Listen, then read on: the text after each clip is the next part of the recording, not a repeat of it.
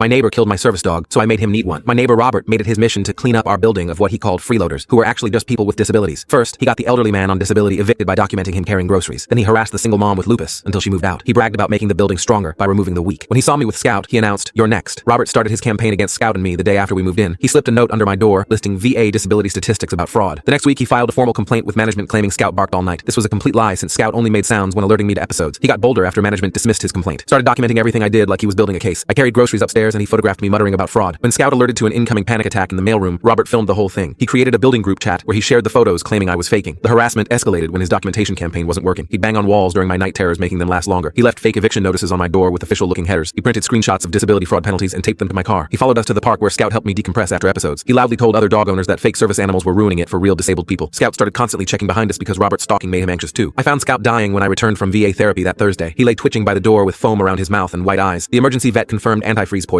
I held him through 3 hours of seizures before he died. Robert waited on his balcony with a beer. When he saw me, he raised it and said, "One down." His fitness page celebrated the building getting cleaner without leeches. Those 2 words echoed for 4 days while I stared at Scout's bed. Robert had killed my medical partner and celebrated it. His identity revolved around being strong and independent. He viewed anyone needing help as worthless parasites deserving removal. That's when clarity replaced grief. Robert would experience the dependence he despised. The man who removed the weak would become weaker than anyone he'd driven away. I'd studied neuropharmacology before the army trying to help my dad's vertigo condition. 2 years of learning about vestibular systems and how supplements interact gave me enough knowledge. Robert conveniently posted his entire fitness routine online, including his morning supplement stack. He took the same pre-workout and vitamins at exactly 6 a.m. daily. His mother had Meniere's disease, but Robert bragged about overcoming genetic weakness. Legal supplements could trigger vestibular problems when combined correctly with his regular stack. Family history of inner ear issues made the interaction almost guaranteed. I prepared specific doses that would build up over time, leaving no trace. Danny from Robert's gym jumped at helping after years of Robert's abuse. He'd give Robert the premium samples and let his ego do the rest. Scout's collar appeared in the laundry room and his ball near Robert's car. I made sure Robert knew Scout was gone, but not forgotten. The entire building had turned against Robert after Scout's death. Danny gave Robert the supplement samples exactly as we discussed over coffee. Robert's ego made him jump at anything that promised better performance, so he started immediately. The first week he felt fine except for slight dizziness after heavy lifts. He pushed through it because champions don't make excuses according to his posts. By week 2, he was gripping machines between sets to stay balanced. Week 3 brought the first public incident when Robert was live streaming a deadlift demonstration. The room suddenly tilted and he dropped the barbell with a crash. He stumbled sideways into the weight rack while his followers watched him grab the wall. He slid down to his knees trying to play it off, but people had already screen recorded everything. The real justice came during week 5 at his Monday morning boot camp class. Robert was demonstrating a burpee when a massive vertigo attack hit him hard. He face planted in front of 20 paying clients who watched him try to stand. The room spun worse and he had to crawl to the wall on his hands and knees. Someone called paramedics while he vomited from the dizziness and kept repeating, "This can't be happening to me." After multiple hospital visits and expensive specialist appointments, Robert got diagnosed with severe vestibular disorder. The damage was permanent and would require lifelong management, including mobility aids. Doctors specifically recommended a service dog for balance assistance and to alert him before episodes. The first organization he applied to rejected him after someone sent them screenshots. 3 more organizations discovered his history of harassing disabled handlers and refused his applications. Robert lost everything. His fitness career ended and he needed a cane to walk. 8 months later, I passed him with my new service dog, Bravo. Robert gripped the mailbox wall through a dizzy spell. He saw Bravo and whispered, "I need help." The building's strongest man couldn't walk alone anymore.